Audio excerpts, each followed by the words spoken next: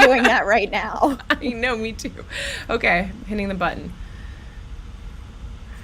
And we're live. It's Friday, July 16th, 5:03 p.m., and I am laughing to myself because I just remembered Lisa Page doing the sign-off last, or 2 nights ago, and her calling me out for having it taking 8.5 months for me to learn it.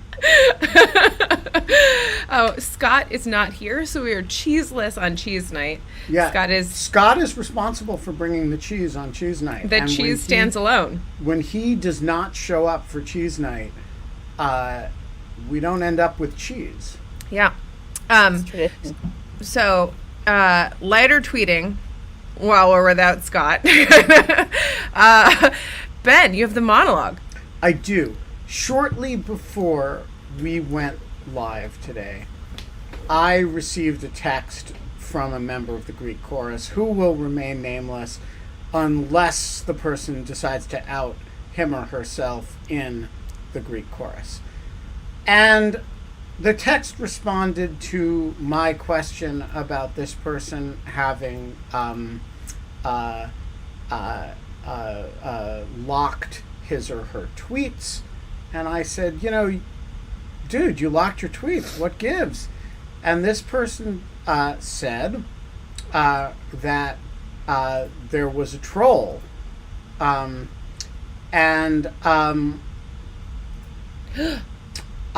the troll? I responded, that is not what the lock function is for. That is what the block function is for. And so I just want to say, if you my Twitter bio says I will block you for any reason or no reason at all. And I do that with great glee and abandon. There are a great many people on Twitter who are worth blocking. And there is an appellate process if you get blocked by me, which is you go to your friends who can DM me. My DMs are open. And somebody DMs me and says, hey, you blocked my friend at Genevieve De La Fera. She's a big Rational Security fan. What gives? And I say something like, ooh, sorry, it was probably a mistake. And I unblock Genevieve De La Fera. Blocking is a gift from God. Yes. And should be honored as such. As long as there is a reasonable appellate review available, which is, by the way, the standard of review is the abuse of discretion standard, and my wise discretion is never abused. And so the key here is block. And I refer as my great authority on this subject to Alexandra Cooper, who is the proprietress of the Call Her Daddy podcast, which is, by the way, the foulest, most vile and excellent podcast. And her Twitter pinned tweet says the answer is and always has been block him. And I think this is correct, and we should all live by it. So, my correspondent, I have 2 things to say. The first is, do not confuse the lock function with the block function.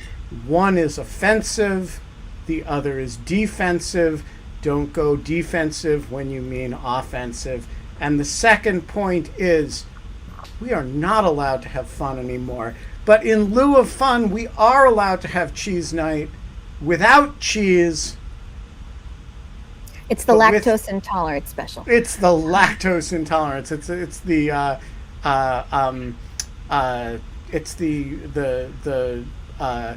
Wilfred Codrington edition of cheese night.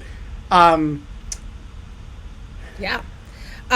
So what are we gonna talk about? What's happening in the world? I have no idea.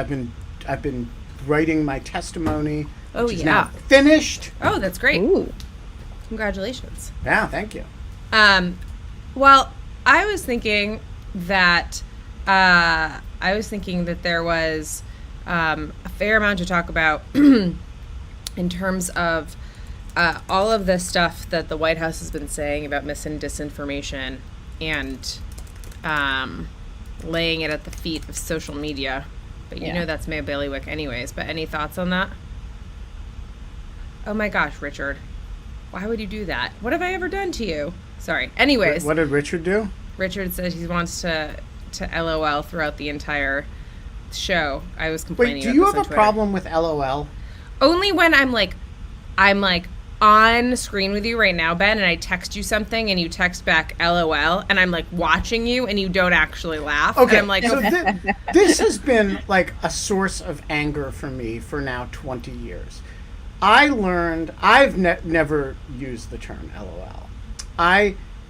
In the old days at the Washington Post, when we had this crude instant messaging system, when you said something on the instant messaging system that was funny enough to make somebody laugh out loud, they would send you back the word out louder.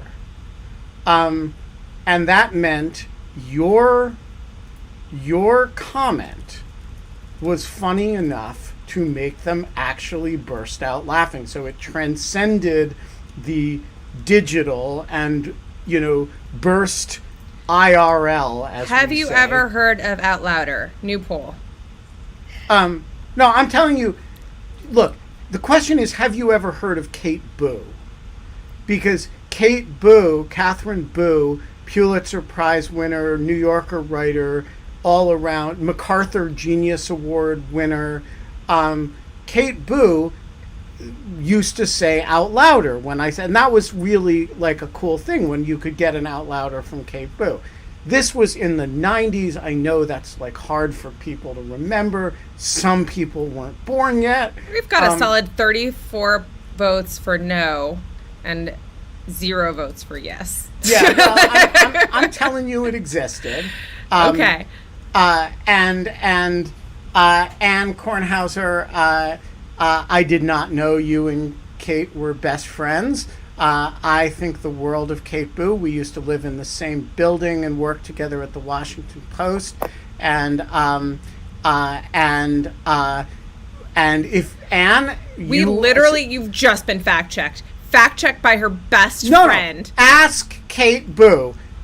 Anne, ask Kate Boo text her right now and ask her, did she use the term out louder on the Washington Post's IM system in the late 90s? And she will tell you, yes, I did. Can someone in defense of LOL, in defense of it, because I do abuse it slightly, I giggle frequently. Yes. So it's usually true, but sometimes it's also used as just like a social cue in a conversation. Now, I think it's like had many evolutions, at least from my own usage. Like I usually just use it if I'm actually laughing. But so I have no problem with LOL if someone laughs. And I'm not going to be picky about what constitutes a laugh. But it's become normative, though. If you giggle and you want to call that laughing out loud, that's fine. What I don't like is LOL not having the OL, because you could just do L for that. But it does soften. it does soften a delivery of a message. But I think I'm with KK on this. No, I think, and I understand that. But I do think that there is a normative element to it that is important, especially since so much of our communication. I advocate that there should be a sarcasm font. I think that would be really useful and would cut down on the non-out loud. An emoji. You could say anything as long as you put the sarcasm emoji in it, and that would be fine. And like, because just a signal to be like, I'm joking. No, like that's like just anything. So I'd be fine with the sarcasm emoji, but there needs to be something so that the LOL can get segued to its proper place. Okay. I thought that like people said that this was Kate. like a sarcasm wait. thing. Before this whole Kate Boo thing disappears from the consciousness. Serious message for Kate Boo, Anne Kornhauser. I miss her terribly. I haven't seen her in probably 20 years. I think she is one of the most interesting people I have ever known. And please tell her to come on In Lieu of Fun. Oh, yeah. Because I think Kate Boo is just a super, super high-quality human being, and I miss having her in Washington. Yeah, that would be great. There's also a Britney Spears update, too. So like... Matt Gaetz? Wait, there's a Matt Gaetz and Britney Spears update? Matt Or Gaetz is like for her to big come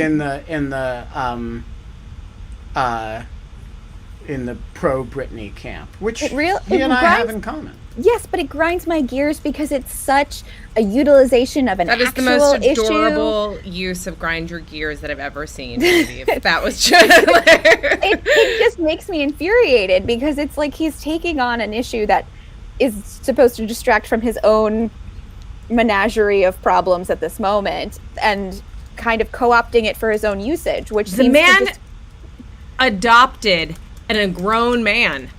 Okay, so this is like as close. He is the expert on adult conservatorship. Like I feel like he's like this is actually like, it makes a lot of. What the hell did Richards do? This is. I seriously, don't you think if there was anyone in the world who could weigh in on taking custody of an adult human being, it's apparently Matt Gaetz. Like, I mean, unfortunately, that's a really great point. I didn't think about it in that context. I just thought this is the Venn diagram of like Britney Spears and Matt Gaetz is like, have experience. I hope it's very small overlap. Small overlap. But there's only 3 points that I'm aware of that are a Britney update. She was granted her own lawyer, which is fantastic. She's demanded her father be removed officially. Oh, puppy! It's Amisha. Hi, Misha. Hi. Oh, so cute. And then she wants to press charges against her father for conservatorship abuse. Those are my 3 updates on the Britney. Yeah. I don't know. I feel like that's been crazy. The thing that have been following is the weird, like, Biden weighing in on social media, killing people thing. Have you seen this, Ben? No. He got asked what he thought about Facebook. Oh, kisses. We got asked what he thought about Facebook, and he said it's killing people, right? Isn't that like what it was just kind of a very, I don't know, glib. I think he literally said they're killing people. Yeah. That seems like an overstatement, but okay. Right. Yeah. I've heard that happen a few times. I've heard people say that a few times, and it is not people that I have had a lot of respect for, like, how they're thinking through the problem, and they're generally roundly, like, even by progressives, like, shouted down on panels and things like that. And so I just think that anyway, so that's not helpful. It was in relation to the vaccine stuff, right? If I'm remembering So the correctly. Surgeon General issued a warning on mis and disinformation. So this is kind of interesting. I'm wondering if people, like, agree with this. The Surgeon General issued this warning on mis and disinformation. It came up at the press conference, the White House press conference, and they basically said that they supported that, and, it's part of this entire thing that's been coming. Oh yeah, sorry, mis and disinformation about the vaccine. Sorry, thank you, Devin. Sorry, I thought I said that in my head, but then it didn't come out. But yeah, so I just kind of think that I have a question. Do you guys think that if we got rid of let's just imagine that we could click a button and actually get rid of all mis and disinformation online about the vaccine? Do you think in America, just America, do you think that the numbers for vaccinations would go up appreciably? No, you still have Tucker Carlson. Yes. Well, right. But let's assume that, like, Tucker Carlson went away. Do you think that, like, all of those people who are already solidified in their beliefs about, or, like, I don't think that, my point is that I think that I have an interesting data point on this. Yeah. Which is by no means dispositive.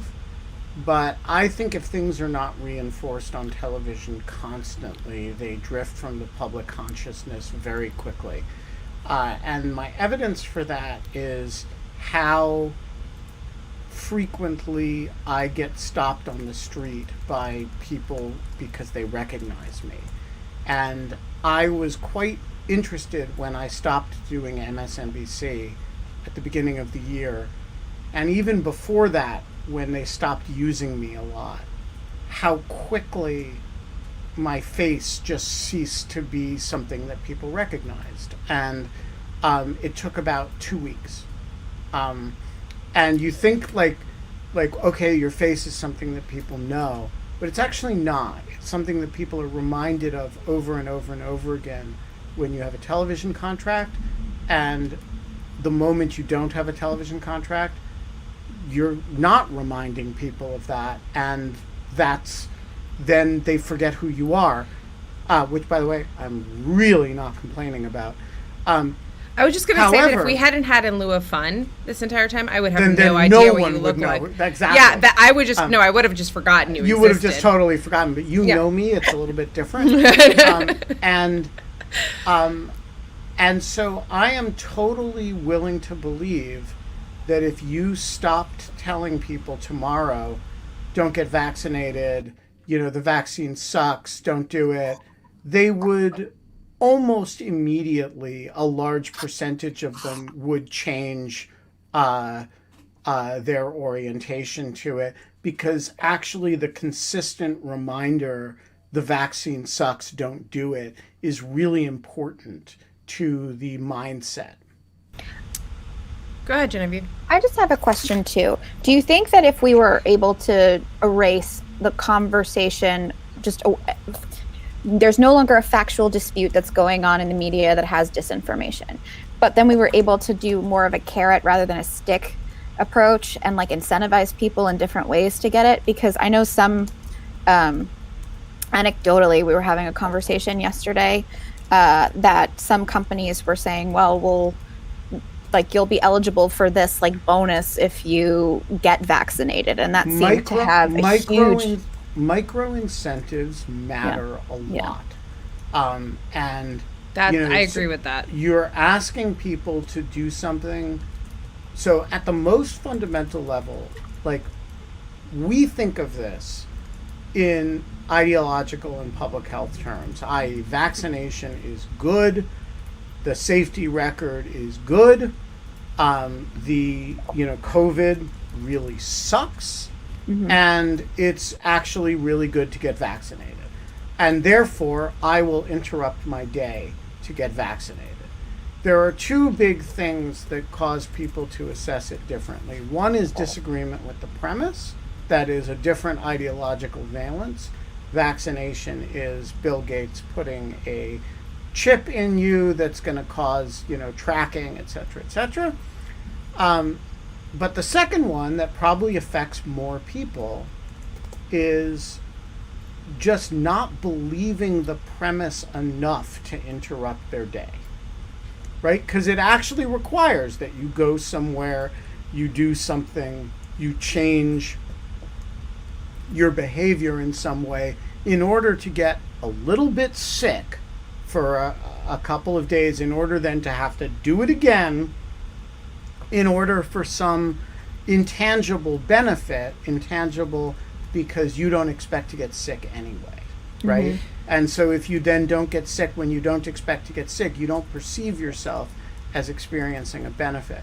Well, it turns out that these are exactly the situations in which micro incentives matter a lot, right? Okay, under those circumstances, you're 30% likely to get a vaccine. But if I tell you there's a small chance you might win $1 million, then you assess the situation totally differently. Remember, we're not dealing with rational incentive structures here, because the rational incentive structure is, I tell you, you have a 90% chance of not getting COVID if you do this. That should be a pretty good incentive. Turns out it's not good enough, because you already believe you're immutable, you're immune. You already believe you're not going to do it because you're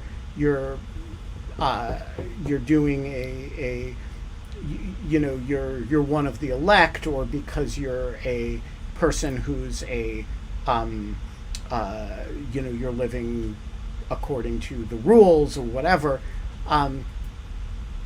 The micro incentives really, really, really matter. And I think, doing, it's not enough to get rid of if you replace the disinformation with micro incentives in the right direction, you will have, it's probably a 20%. So Israel has 90% vaccinations, and almost the entirety of the unvaccinated population is in the ultra-Orthodox community. So that's what it looks like when you, for a large segment of the population, get rid of the disinformation and replace it with good incentives. I mean, so I understand. I agree with. I agree with what you're saying. But I just think that alone, first of all, I do agree that over time, that you would have if you got rid of mis and disinformation, you'd have an erosion, and eventually people would start getting vaccinated more. I think that you would make that happen faster by also providing incentives. So I'm with you there. But what I disagree about is that there are plenty of places in which and there are plenty of people that are using not getting vaccinated as an identity proxy. Mm-hmm. And this is not something that is because of rational thought of being confronted with fake news. And this is where the marketplace of ideas kind of falls on its face a little bit in this context, because it's even when you have all of the right news and all of the fake news, you would extract the fake news and you'd think that people would just make the right decisions, and actually they're still not going to make the right decisions because it's a motivated reasoning problem. They're motivated by this kind of identity control. I will give one quick example, which is of a family that was this is way before COVID, a family I was very close to, that did not vaccinate their children. This was 12 years ago, and they felt very strongly about not vaccinating their children. They were kind of in that entire mindset. They were kind of progressive, super hippie, progressive, that was the mentality. And when the unvaccinated majority started to become the right, they the super progressive hippie family that I knew was maybe we should vaccinate our kid. That was what did it for them, right? That's was fascinating. This, right? Was this switch and kind of oh, we don't want to be associated with those people. And that was crazy to me. I thought that was a super interesting, I had been talking to them for 9 years about vaccinating their children. And it was not that. It was this kind of the other, which is so I don't know. We should have Renee DiResta on to talk about this. So this that'd be so cool. Yeah. We should definitely have Renee DiResta on to talk about this and lots of other things. But I really, first of all, totally agree with you. I also think it's really important to just understand that we're operating at the margins here. Yeah. Which we're lucky about. We're right around 70% of adults. 75% is really better than 70%. 76% is, you're talking about the ability of a virus to transmit and mutate. Mm-hmm. And the more, I agree with Kate's characterization of the psychology of this, but if I'm right 5% of the time and Kate's right 90% of the time, 95% of the time, we get from 70 to 75. And I like that investment, actually. And I think there's I think it's really important to keep in mind both that Kate can be right and that if she's wrong 3% of the time, it's worth investing in that 3%. Yeah. Because that 3% is a lot of transmissions that don't happen. Mm-hmm.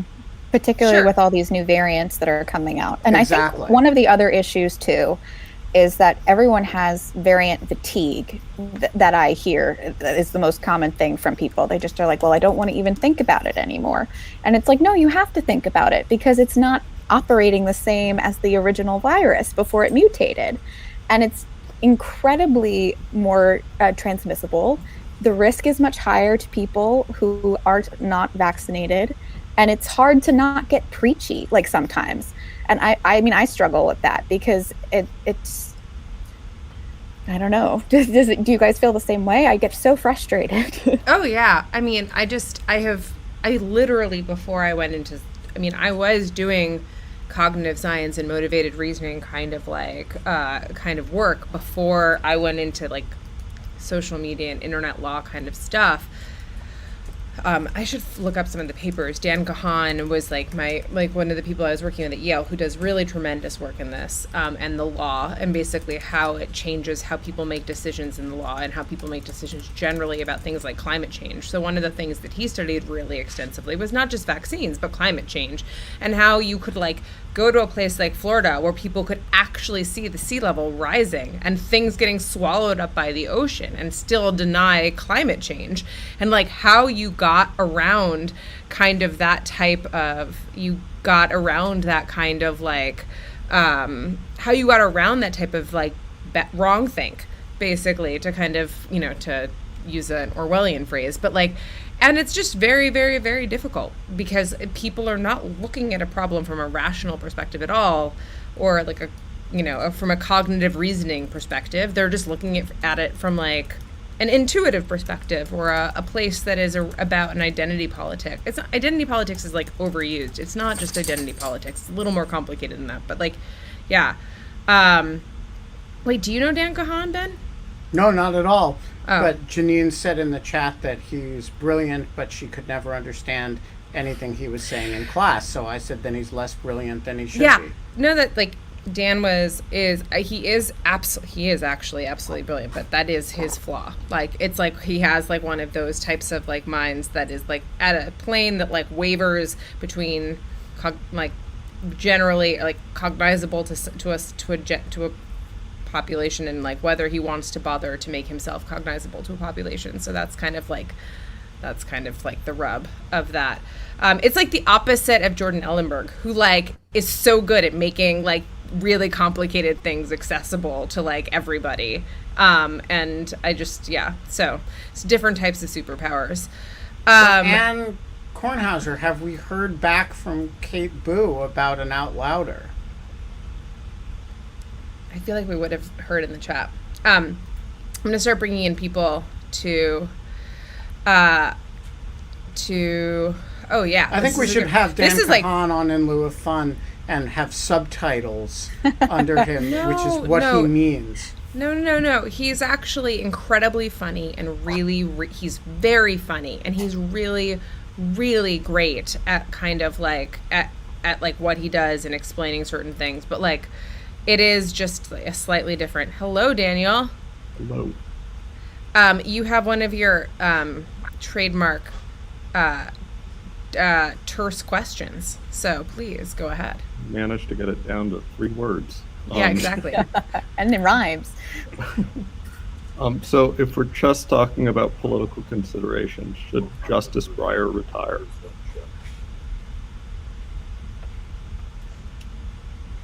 I'm not sure I understand the question. Should Justice Breyer retire? Should he what do you mean? Justice Breyer is an elderly man, and he is past the normal age at which people retire. And I have no doubt that under normal circumstances he would retire. The trouble for Justice Breyer... There are no normal circumstances on the Supreme Court. No, but I do think, in an age in which everybody left him alone. And he would say, okay, now I have a president that will appoint somebody to replace me that's roughly ideologically similar to me. A retirement would seem attractive. The trouble is that the moment in the middle of a term, by the way, when people never retire, you never announce your retirement in the middle of a Supreme Court term. The moment Stephen Breyer, Joe Biden was inaugurated, people started calling on Breyer to retire, announce a retirement midterm, which was totally inappropriate and nobody ever does and he would never do. I think the last time that happened was maybe when, like Hugo Black had a disastrous health complication or something, went into a coma or something. And so the pressure on him to announce his retirement, including from people who should really know better, was intense. And so he did, under those circumstances, what I think was rather understandable, which was push back on the political pressure to retire, which of course then makes you look silly if come the end of the term you announce your retirement. So I don't envy the situation that he's in. I do think given what he probably wants, retirement is probably the right answer. But I also think that seeming to retire under calls to retire has costs, and I think he's responding to those costs. Fair. Genevieve, what do you think? I can't imagine being on the Supreme Court, being able to form opinions about some of the most important and choose the legal questions that we're going to answer about our country and how our Constitution applies to different areas of law, and have that incredible opportunity, and then somewhat prematurely in my own mind, like it's more of an empathy thing when I think about this, because then I'm going to prematurely retire because of circumstances that are outside my control, meaning i.e. the Senate and the confirmation process. And so now we're facing midterm elections coming up somewhat soon, and that may change the dynamic. And I imagine that is just not something that he thinks he should have to weigh for his own career. I just generally think that, like, I have to say that a small part of me, God bless her, does really resent RBG for not retiring. Not like, I guess, more than a small part of me, and a huge part of me, like, really, really begrudges. I mean, a giant part of me begrudges Kennedy for retiring when he did.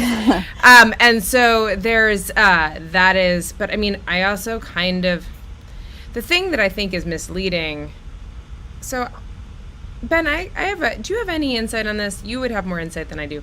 As human beings, how much does it just depend on how much as human beings, like the Supreme Court justices, decide like that they want to, like, did Sandra Day O'Connor retire because she didn't like the job, and like kind of, and Souter retire because Sandra Day O'Connor retired because her husband was sick and dying of Parkinson's, had dementia, and she wanted to take care of him. Yeah. And so, like, really honest to God personal reasons, like, what Souter, like, never liked Washington, never liked the job, really. Yeah, so Souter's an unusual case because man got mugged, like one of the only Supreme Court justices to get mugged. Souter didn't like the job, and was eager to leave and go back to New Hampshire. He didn't like Washington. The answer to your question is it is 100% personal in all cases. There's no mechanism for it to be anything else.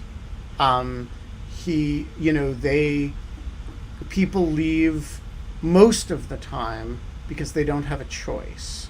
So in Rehnquist's case, he left because he was dead, right? And he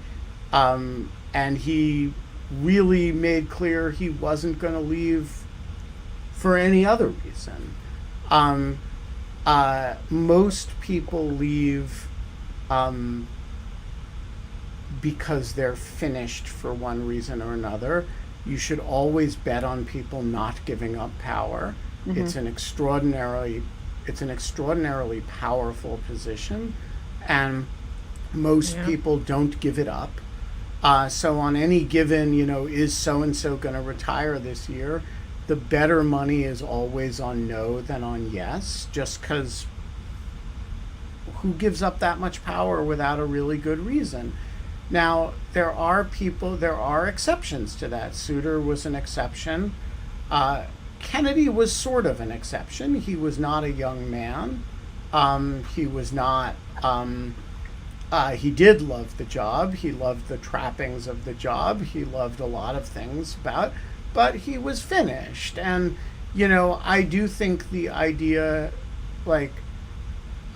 so I think people's anger at Kennedy for retiring, I think is, I know you just expressed it, Kate, but I think, we don't live in a society of forced labor. And, Kennedy had served on the court for a long time. The election result was not his fault. Yeah. And I don't fault him for that. Now, RBG is a little bit more complicated, because she was she was pretty frail, and she stayed on. You can see that as an act of hubris. It coincided with the period of time in which she really allowed herself to become a celebrity. I don't know how to feel about that. I was sufficiently personally fond of her that I will look for ways to defend her. I accept that the criticism may have some merit. I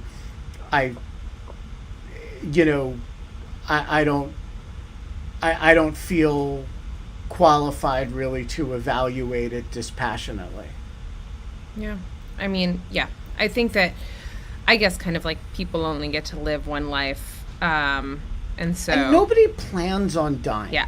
It's like when some people do plan on dying, but no, that's but a different story. But not Supreme Court justices. Yes. They when she decided to hang on through the Trump administration and not resign during the Obama administration, she must have decided, I'm going to live long enough to do this. And when she did that, she didn't say, oh, and of course I'll die, a month and a half before, and give Mitch McConnell. That wasn't part of the plan. And, and you could say the same thing about Breyer now, which of course a lot of people are, but he's not planning to die just in time for a Republican president to fill. And similarly, when Clarence Thomas didn't resign during the Trump administration, he was not saying, aha, I will keel over just in time for a Democrat to replace me and frustrate all my ambitions. These are human beings who have complicated calculuses, and one of them, honestly, is being a retired justice is super boring. Mm-hmm. That's not true. You can ride the circuit. You can go and do whatever the fuck you want. Don't. It's really great. I know, but that's up to them. You go from being one of the most important people in the world to being, I forget who said there's nobody deader than a dead pope. There is one person deader than a dead pope, and it's a living ex-Supreme Court justice, because they used to have 1/9, like the Pope used to be, the dead Pope used to have all of the authority. The living former justice used to have 1/9 of the authority. And I do think we should have, maybe people can be contemptuous of this, but I can't, to walk away from being that important is hard.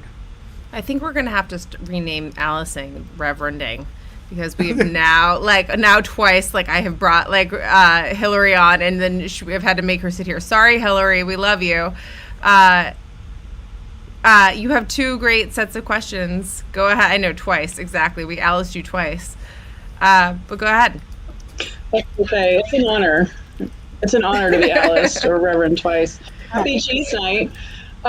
So I have a serious question and a fun question. So my serious question is, we floated the idea of doing an In Lieu of Fun writing week, which I would find very intriguing, and would love to see that happen, and wonder who might be some good guests for that. And also, in honor of cheese night, what are your favorite cheeses, your preparations for cheeses, things you like to eat with cheese? Just thoughts on cheese. So I love all of this. It's great. Yeah. Genevieve, get us started. First, I think we have to talk about the jokey question. So let's talk cheese. about favorite cheese. Yes, I think it's great, actually. All cheese that's not too stinky. Mildly stinky cheese is acceptable, but too stinky cheese is... So what's too stinky? I don't know. Sometimes you get like a cheese board, and they like, so if you go to like a fancy restaurant and they like give you cheese for dessert, and they've like paired it with like something, then like that's the only time I really have tried too stinky cheese. And the alcohol definitely helped eat like while you're eating the too stinky cheese, but I don't have that level of sophistication to pick for myself. How I like to eat cheese is on everything, unfortunately and fortunately.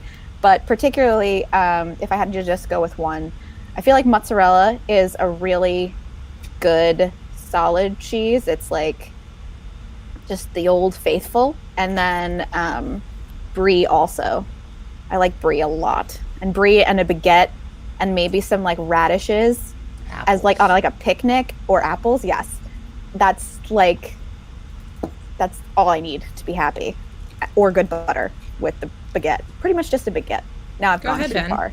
Kate, your cheese preferences. There is literally not a cheese that I do not like. I love when John's laughing. John will not. What are John's cheese preferences? John is a cheddar guy. He just like loves this, like a good old cheddar. I love that, and every other cheese I like, but I will just eat I will eat like Roquefort with like a spoon. Ooh, and like honey drizzled on it, and I have cravings for like the umami of Parmesan, and I will just like slice pieces of like Parmesan like off the thing, or like chew on the rind even. I love like a really hard dark Gouda. The only things that I'm not I'm fine with, but I don't like love, are like just like a room temperature Swiss, like boring Swiss cheese, and like they're fine. I just like won't like, I don't dislike them. And then I guess like halloumi I kind of find like meh, but I love, I'm forgetting feta. I really love feta, like especially in the summer. I will eat like a shit ton of feta, and that I have like a whole like fresh garlic and balsamic vinegar, and like I just like, I'll just eat that with a spoon. I don't know, I just like, I have very strange eating habits. But anyways, Ben. So first of all, if I had to give away all cheeses but one, I cannot decide if these seems from different worlds, but Manchego warms my heart. But I also have a thing for Jarlsberg, which I think is... See, that's the one thing that so this was like a very nice fit. You can take all of my Jarlsberg. I like Jarlsberg very much. I can eat it all day. Now, there are a few other important cheese things. First of all, you should consult Crime a Day, who will be on the show next week, before committing any cheese crimes.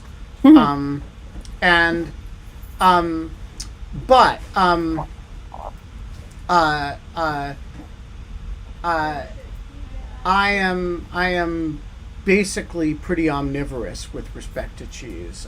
I like cheese a lot. I like most cheeses, and I also I'm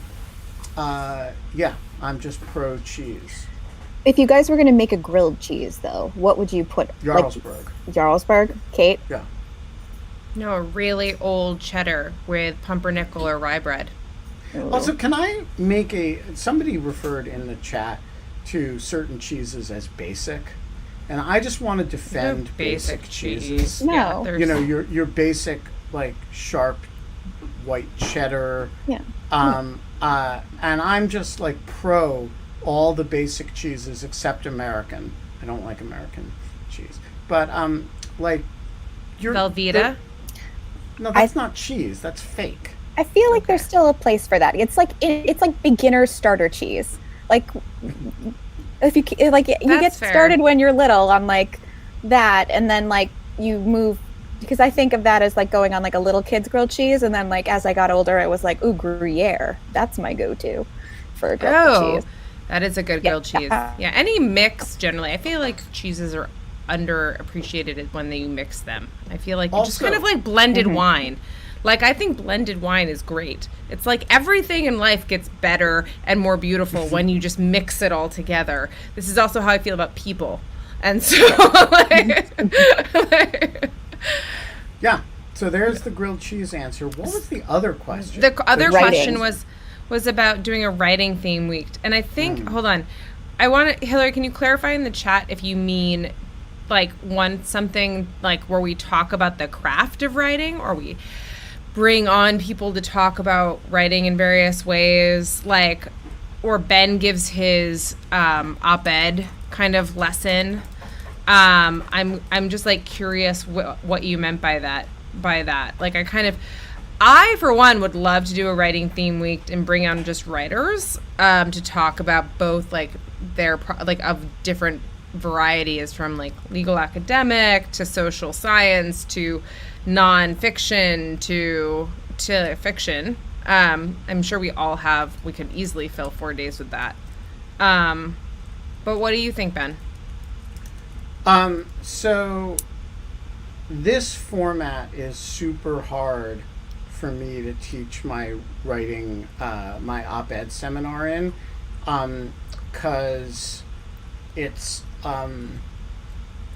too hard to get people to speak. It's better to do that in Zoom, honestly. That way people can just talk. And it's harder to share documents. If people want to do my little op-ed writing workshop, I'm happy to do it. But it probably wouldn't be an in lieu of fun thing, or it would be a in lieu of fun on Zoom kind of thing.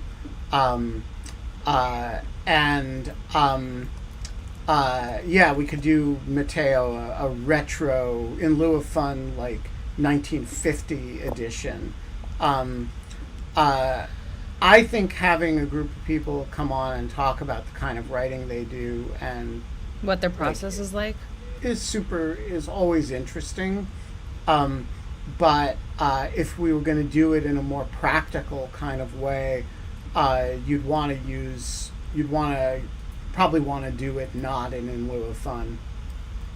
Yeah, I think that makes sense. I mean, yeah, let's talk more let's talk more over the internets about the Also, just for reference, last spring on a Just You Guys Saturday, I had asked a writing question, and I don't remember the episode, and Ben had given a really great answer to some questions I had about writing. So I did the person who probably has access, knows where this is Maggie Feldman Pilch, but I did an op-ed writing seminar for Maggie for one of her conferences, and that is somewhere archived. But what about but you also, like, we just did like an editing of her letter to the New York to back to the yes, walk, that's right. remember? We That was edited fun. something by well, there were a little bit of that, but there's a sequence of like exercises I usually go through in trying to teach this stuff that is like totally doable, and I'm always happy to do it. It's Crowdcast is not the best format for it because the latency time from when somebody wants to talk, you can't go Socratic in and the way I like to do these is you actually open a shared Google Doc that you're all working in, and you can talk to everybody at the same time, and everybody can talk, and it actually does make a difference. I mean, I've done this in virtually a couple of times now, and you do need to be able to talk to everybody.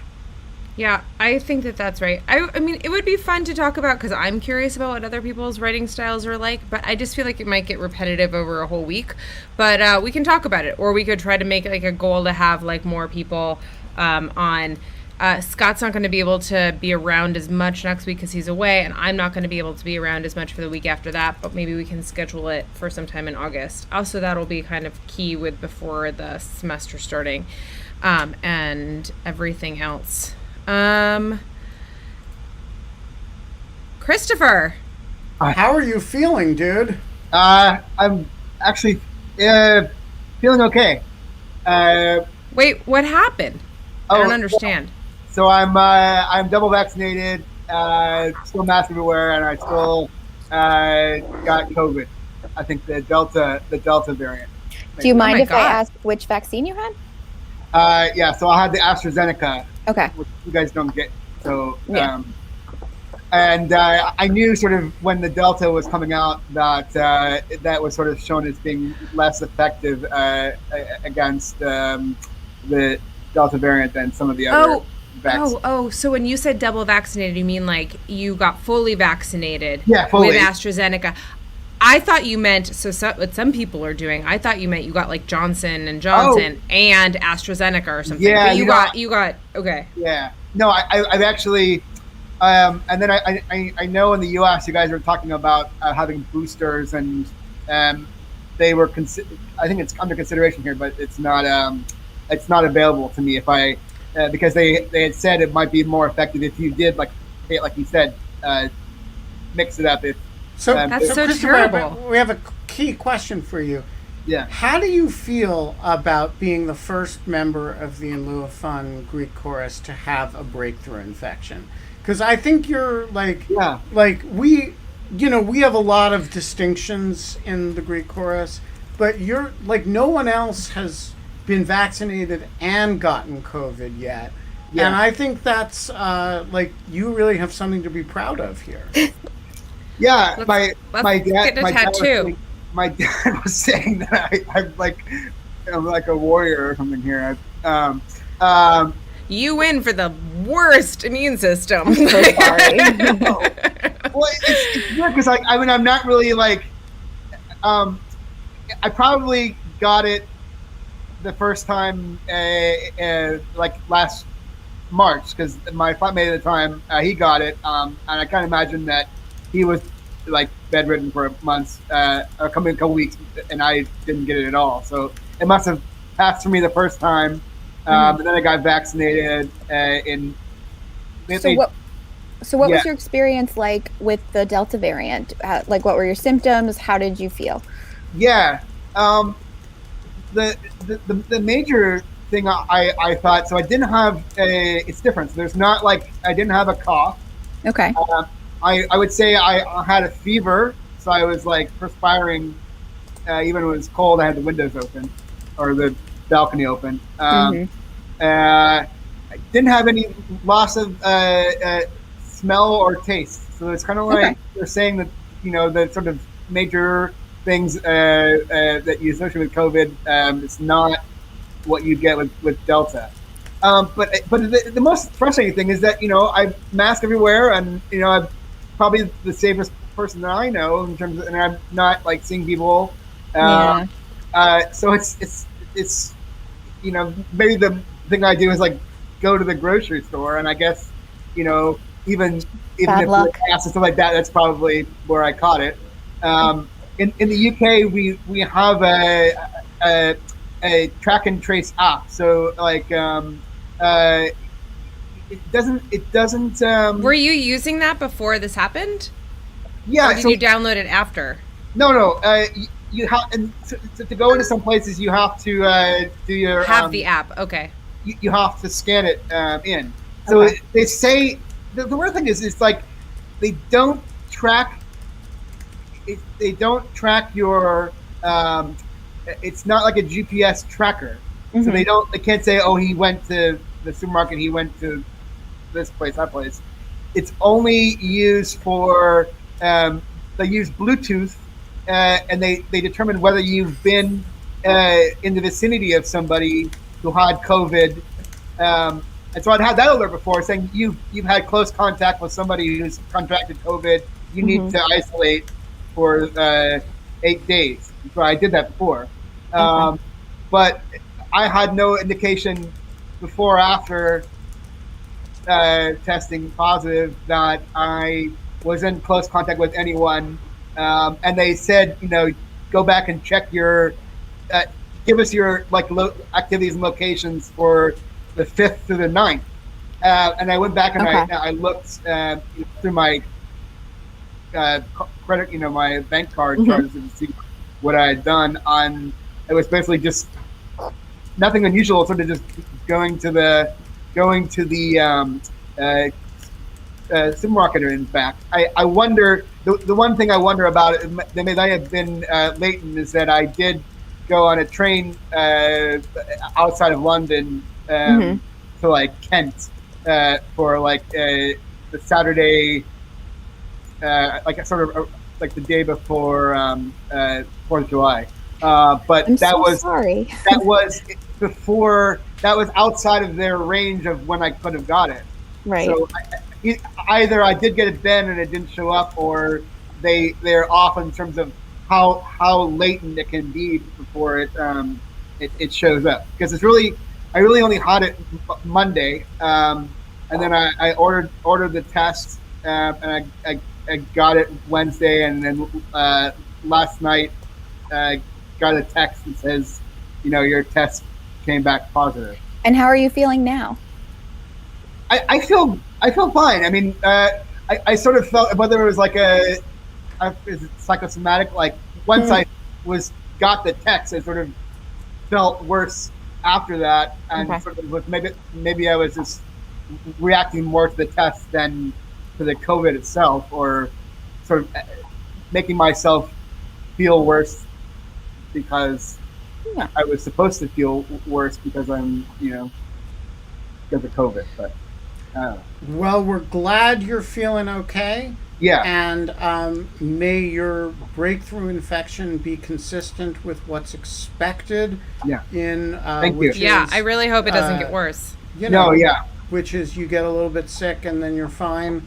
Yeah. And that's a form of vaccination too. I was just going to say that. And in the meantime, I'm going to celebrate Freedom Day a little bit later because we're opening up on the 19th, and so I'm going to miss that. But my Freedom Day will be a little bit later. All right. Well, feel better, man. Thank you, mate. Take Bye, care. Chris. We are going to leave it there because it's after 6 and I got to go cook dinner. And so does KK and so does Genevieve. I'm just making that up for you. No, Joel, true. I just saw Joel in the chat. Hi, Joel. Nice to see you. Yeah, we will leave it there. We will be back. Oh, shit. What is it, 71? 71 hours and 58 minutes from now. And we have no idea who the guest is going to be. Yes, we do. What the fuck? We It's do? been on the calendar for it's John. It's Jonathan. It's Jonathan. Oh, yeah, it's Jonathan Rausch who's going to inaugurate our new game show. You put it on. Yeah. We're starting, We're starting Ben a has game this show, harebrained people. idea for a game show that we actually all kind of love. I'm really but we excited. just want to, but we want to see how this is going to The formulate. game is called Is Jonathan Rausch Lying? Yeah. And your guys are going to have to figure it out. That is literally what it's called. Yeah. And what we have, I think that we have a couple great guests for next week already lined up. We have Mike Chase. We have Dwayne Betts is going to be back. And yeah, that is all going to happen 71 hours and now 57 minutes from now. And until then, Genevieve. We don't have fun anymore, but we still have vaccinations that can mitigate COVID and the Delta variant. So spread the safety. Get vaccinated.